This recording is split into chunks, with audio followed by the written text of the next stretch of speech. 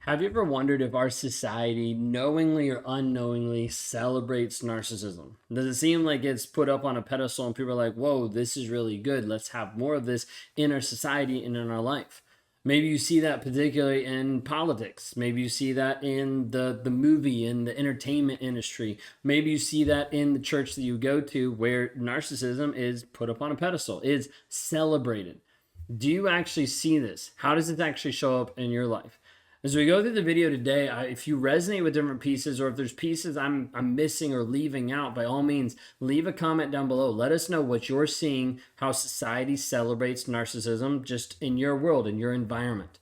If you guys are new here, my name is Ben Taylor. I'm a self-aware narcissist on this channel, the founder of Raw Motivations, the creator of the Escape Toxicity Challenge that you can get at escapetoxicity.com to help you start to move forward in breaking free from narcissistic abuse. What that actually looks like is you understanding it, you having boundaries, you actually understanding the formula of how to break free, letting go of the guilt and shame that still control you or still hold you of like, why have I been in this? Why am I still in this?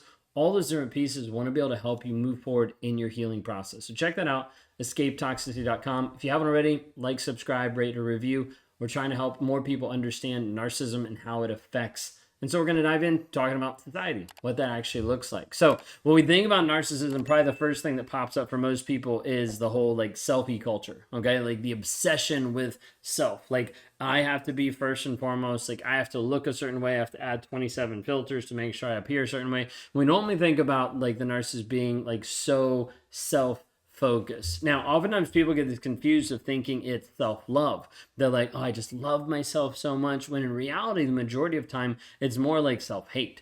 And the reason why it's that way is it's like, I don't like myself, so I need to change or appear or put up a mask, a different version of myself to the world so that I appear a certain way, so I look a certain way, so I feel better about myself.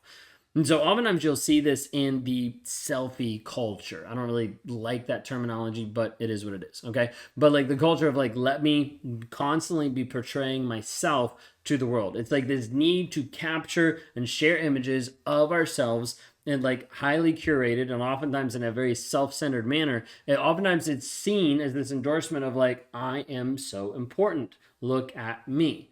Is it always that way? No, it's not always that way. But a lot of times that is the gist, or that is the idea of how it comes across. And so you'll see a lot of times where this whole aspect of like self-importance and selfie aspect of like, let me snap a bunch of pictures of myself, that's typically what people think of when they think of narcissism. Unfortunately, narcissism is way more than that. Like that is like super surface level that a lot of times isn't even narcissism at all. But when we talk about narcissism, and I'm not going to dive into all of that because we've done a ton more videos, so go watch some of the other videos, okay? But a lot of that aspect becomes way more abusive than it does just taking a picture of themselves, okay? So the more that people try to do this, the more it kind of perpetuates this in society of like, oh, maybe this is narcissism. Maybe this is the culture that we're actually growing. This trend can inadvertently validate narcissistic tendencies. Oftentimes it promotes this shallow focus of like, well, this looks good to people. This is how people want to be seen. This is the image that people want to see. And oftentimes people do this like knowing like if I look or act a certain way, I'll get more validation. I'll look better, or I'll fix my self-esteem. I'll fix some of the things that might be wrong with me. So there's these different pieces that are going around here. But oftentimes it's promoting shallow focus just on appearance. You see this all over with all types of social media where people are gravitating towards images that a lot of times are not real, okay? But they're looking at this personal image, this appearance, everything like that, rather than deeper, more meaningful aspects of life, okay? The other aspect is the pursuit of fame. And let's talk a little bit about like celebrity culture, okay? Are we all stars? Like, does everybody get like this aspect of like, hey, I'm so amazing, I'm so great? And society's fascination with fame and celebrity culture is an aspect that raises questions about celebrating narcissism, right? There's so many people that show and exhibit narcissistic tendencies that are celebrated. Okay, think of it this way, like the relentless pursuit of stardom, of like, I need to look and act and be this way at any cost, like regardless. It encourages people to prioritize their own image, their own interests over everybody else. Really, it's this aspect of like, hey, I'm going to show pride and I'm going to get what I want. Like the entitlement and the pride piece go hand in hand when we're talking through this aspect. Think of it, for instance, like you might watch different like reality TV shows, or you might see just reality TV shows that oftentimes there's at least a couple of people in there that exhibit narcissistic tendencies.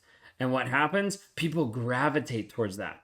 Why? Because it's drama, okay? Because it's conflict, and that's what people want to see. That's what all video, all movies, all like anything with a plot has, and it's all scripted out. Like the majority of it is so scripted out, it's ridiculous. But people are like, oh, but it's entertainment, so I want to watch it, okay? But this whole aspect of like, oh, let me watch the person that's so self-absorbed, oftentimes even judging that person for being so self-absorbed, but the manipulation, the desire for attention, all these different things, and everybody's like, whoa. And you see this actually happen out more and more, that someone's like, if this person's more narcissistic on TV, they actually get more airtime. It's interesting how that works. You're like, well, I don't know if that's the case. Well, there's a lot of reality TV shows out there that have it.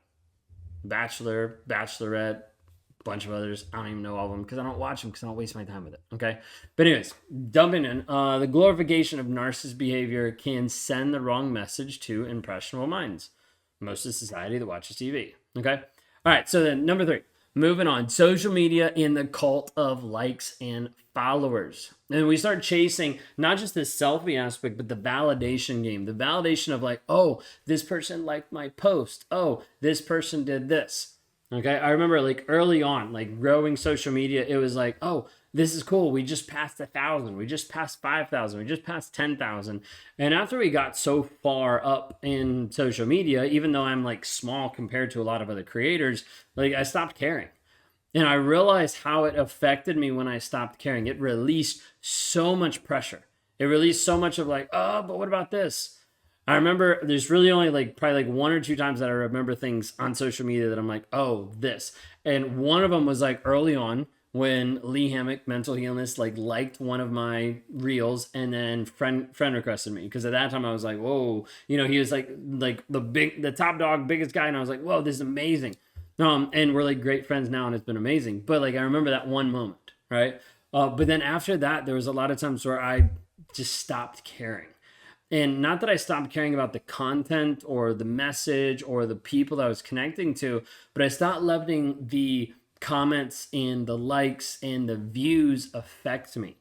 There was a while ago that, for instance, like TikTok went through this whole like algorithm change, and everybody's like freaking out of like, I don't have the views, all this kind of stuff.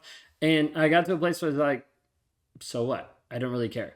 Post the same amount of videos, do the same amount of stuff, continue the same amount of things, because I'm like, the message is still going to go out. And even if it goes out and only one person views it, that might be the one person that actually needs it.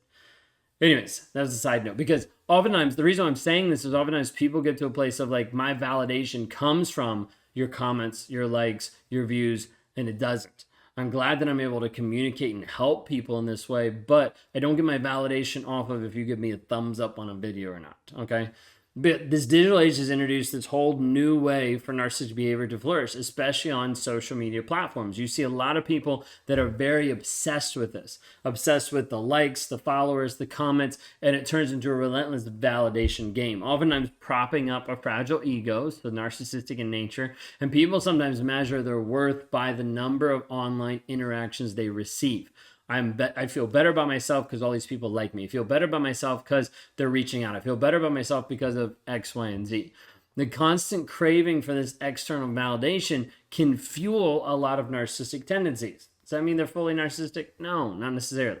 Just might be narcissistic tendencies. Okay. But as the people become more and more focused on building the online persona than genuine, authentic connections with people, you're going to see more narcissism rise and more connections actually fall apart, because people aren't really concerned about talking to people, having deep conversations that actually help people move towards transformation. And then you also have the piece of just success, and success oftentimes in society becomes this obsession of like, I have to achieve, I have to do the things I need to do. And oftentimes in today's success obsessed society, accomplishments are often glorified at the expense of personal values and at the expense of relationships. Like the pressure to actually achieve, to be in one's career and have certain financial status or have certain social standings, or all of these different aspects can encourage these narcissistic traits as well. And oftentimes it might look like the competitiveness that brings into arrogance and leads into a lack of empathy. That oftentimes is like, let me step on you to be able to get to the next rung because I don't care about you. Now, just because a person's competitive doesn't mean they're narcissistic, okay? But what we're saying is sometimes pieces will go hand in hand. So you have to evaluate the whole picture, not just one particular piece. But oftentimes it'll lead in culture to being something of like the end justifies the means. He got that raise. It didn't really matter that he stepped on 5 people to get it. Like he got that promotion. It doesn't really matter if he hurt someone along the way. Like all it means is like, hey, I need to get to where I need to get. That's it. All right. So, anyways, part of this is just understanding like navigating narcissism in society. Like, it's only going to get worse. There's not this amazing, like, wow, it's magically going to get shifted. All of our society is pushing people more and more towards narcissism, narcissistic personality disorder, narcissistic tendencies of being self absorbed. Like, the whole aspect of narcissism oftentimes is celebrated. Doesn't mean that it defines you. But it does mean as a society, a lot of it is going that direction. But it's in your power to actually be able to challenge these norms, promote healthier values of empathy, authenticity, and compassion. I want you to be able to establish how this works and how you move forward in your healing. To be able to dive deeper into some of these insights, I wanted you to consider joining the 7-day challenge, Escape Toxicity, for $7 at escapetoxicity.com. If you want more personalized support and guidance and more of the option of working with me in an accelerated environment, you can go to rawmotivations.com. If you haven't had a chance, don't forget to subscribe because together we can help people navigate more of the complexities of narcissism in our society and work towards more of a balanced and empathetic society that we can actually show up in helping other people heal, grow, change, and develop.